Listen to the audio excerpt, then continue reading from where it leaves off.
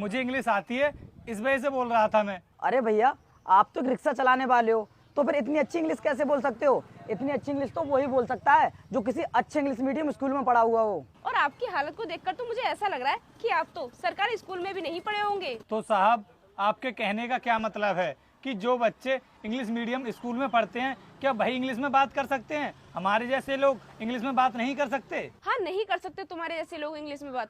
English में बात तो सिर्फ हमारे जैसे लोग कर सकते हैं जिनके पास पैसा हो। और तुम्हारे जैसे लोगों की जिंदगी ना रिक्शा चलाने में ही निकल जाती है। अपनी जिंदगी में कुछ भी नहीं कर पाते हो तुम लोग। लेकिन मुझे एक बात समझ नहीं आ रही, तू हमें देखकर इंग्लिश क्यों बोल रहा था? अरे वीर, तुम इसकी बात को समझ नहीं रहे हो। ये तुम्हें देखकर इंग्लिश नहीं बोल रहा था, ये तो मुझे देखकर इंग्लिश बोल रहा था, ताकि मैं इसकी बातों को सुनकर इम्प्रेस हो जाऊं और उससे प्यार करने लगूं। तू ना अपनी औकात मत भूल। तेरे जैसे लोग ना मेरे घर पर झाड़ू पोछे काम करते हैं और ये ख्याल अपने दिमाग से निकाल दे कि मैं तुझसे प्यार करूंगी। अरे आप लोग ना मेरे बारे में गलत समझ रहे हो। मेरा वो मतलब नहीं था। मैं भला आपको इम्प्रेस क्यों करूंगा? जब मैं आपके बारे में जानता ही नहीं हूँ कुछ, तो मैं आपको इम्प्रेस करने की कोशिश क्यों करूंगा? अरे अमीर लड़की को पटाने के लिए जान पहचान का होना जरूरी नहीं है।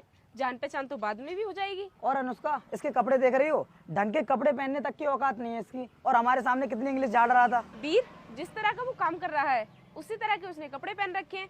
अब क्या वो कोट पैंट पहनकर रिक्शा चलाएगा? अगर एक बार भी इसने सही से कपड़े खरीद कर पहन लिए तो इसकी पूरे महीने की कमाई चली जाएगी। मैंने जैसे भी कपड़े पहने हैं उस बात से आपको क्या मतलब है? अरे मैं कैसे भी कपड़े पहन करके रिक्शा चलाऊं? आप लोग कौन होते हो मेरे कपड़ों पर कमेंट करने वाले? और अगर मैं इतनी देर से आपसे कुछ भी नहीं कह रहा हूं तो इसका मतलब ये नहीं है कि आप लोग मेरी बेइज्जती पे बेइज्जती करते रहोगे। अरे तेरी कोई औकात भी तो नहीं है हमसे कुछ कहने की? तू क्या कहेगा हमसे? हाँ, अभी तो मेरी औकात नहीं है तुमसे कुछ कहने की, लेकिन तुम्हारे ऐसे लोगों को सबक सिखाने के लिए ही मैं दिन रात मेहनत कर रहा हूँ। अनुष्का, सुन रही हो तुम इसकी बात है? एक रिक्शा चलाने वाला हमें सबक सिखाने की बात कर रहा है। अरे ऐसा कौन सा काम करता है तू जो हमें सबक सिखा देगा? अरे रोहित भाई, तुझे अब से रिक्शा चलाने की कोई जरूरत नहीं है। तेरा ना यूपीएससी का एग्जाम क्लियर हो गया। क्या? अरे भैया, ये क्या बोल रहे हो आप? एक रिक्शा चलाने वाला यूपीएससी का एग्जाम कैसे क्लियर कर सकता है? वो तो इंडिया का सबसे टफ एग्जाम है। अरे मैडम, टफ तो उनके लिए होता है जो मेहनत नहीं करते हैं, और रोहित भाई ने तो बहुत मेहनत की है, रात दिन एक कर दी है। भैया, हमें माफ कर दो।